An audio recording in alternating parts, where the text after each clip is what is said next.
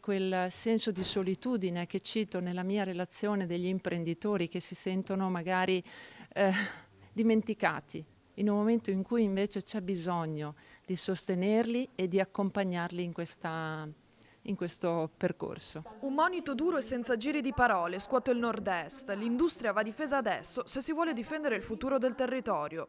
È il messaggio lanciato da Paola Carron, presidente di Confindustria Veneto Est, davanti a oltre 2200 imprenditori e ospiti riuniti alla Fiera di Padova nella sua prima assemblea generale della Maxi Territoriale di Padova, Treviso, Venezia e Rovigo.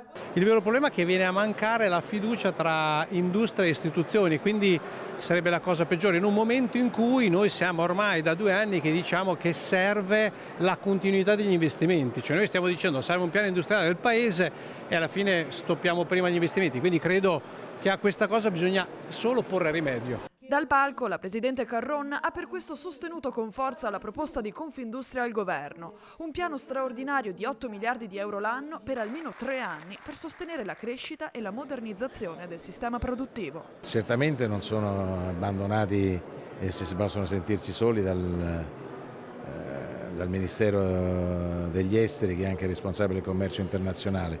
Abbiamo una strategia per sviluppare il commercio internazionale e il Veneto è la terza regione che esporta di più nel nostro paese.